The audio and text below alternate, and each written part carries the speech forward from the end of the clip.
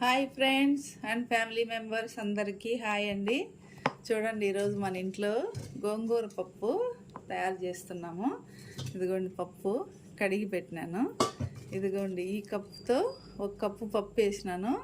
ఈ కప్పుతోనే 5 కప్పులు నీళ్ళు. మనకు పప్పు రసం కూడా కావాలి కాబట్టి ఇంకా నేను ఏమేమి వేస్తానో చూపెడతాను. పప్పు కడిగి పెట్టేసినాను. ఇప్పుడు 4 టమాటాలు కట్ చేసి పెట్టిన ఇందులో వేసేద్దాము. ఇంకా తగినన్ని పచ్చిమిర్చి కట్ చేసి పెట్టినాను, వేసేద్దాము. ఇంకా సన్నగా తరిగిన కొత్తిమీర వేసేద్దాము.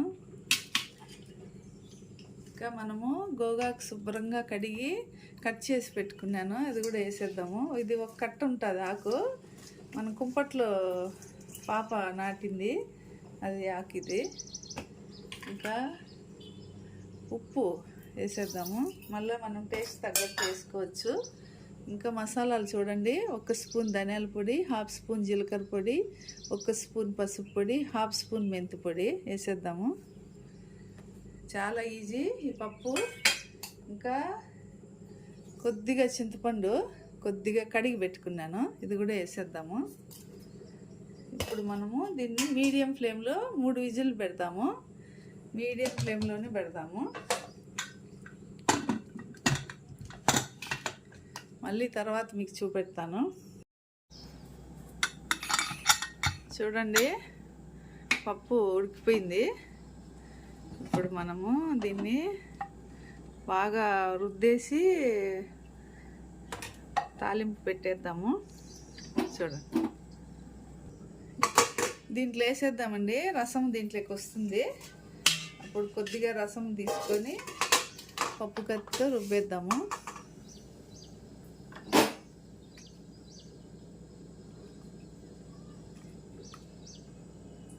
చూడండి, ఒకసారి కలిపేసి దాంట్లో వేద్దాము. చూడండి,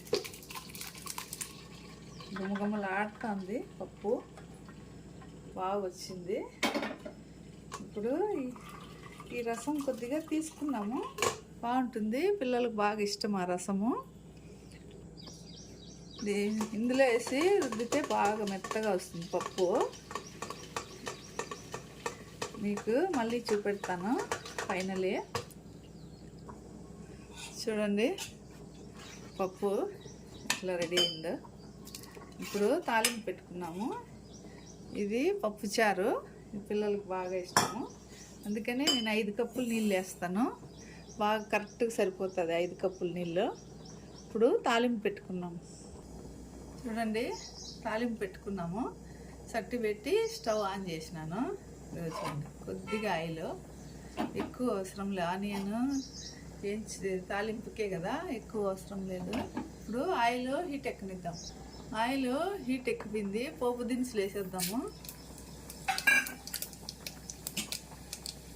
ఇప్పుడు కరివేపాకు వేసేద్దాము. ఇప్పుడు మనము కట్ చేసి పెట్టుకున్న కొన్ని గార్లిక్, ఒక చిన్న ఆనియన్ వేసేద్దాము. ఇవి కొద్దిగా ఫ్రై అవనిద్దాము, గోల్డెన్ కలర్ వచ్చే వరకు. చూడండి, గోల్డెన్ కలరు వచ్చింది. ఇప్పుడు తాలింపు కొద్దిగా ఎత్తి ఈ పప్పుచారులు వేసుకున్నాము, టేస్ట్ బాగుంటుంది కొద్దిగా. ఇప్పుడు పప్పు ఎత్తి ఇందులో వేసేద్దాము.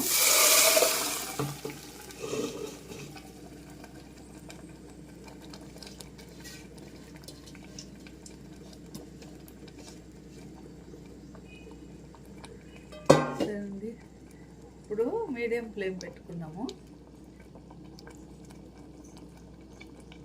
చూడండి, పప్పు సట్టి కదా, ముందుగానే ఆపేయాలా, ఇంకా వేడి అలాగే ఉంటుంది.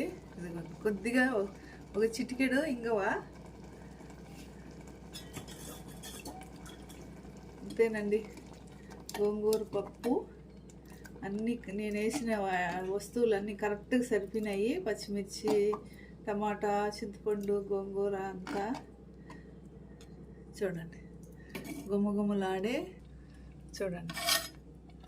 గుమగుమలాడే గోంగూర పప్పు రెడీ అయిపోయిందండి. రండి తినేద్దాము. వీడియో నచ్చినట్లయితే లైక్ చేయండి, షేర్ చేయండి, సబ్స్క్రైబ్ చేసుకోండి. Bye bye.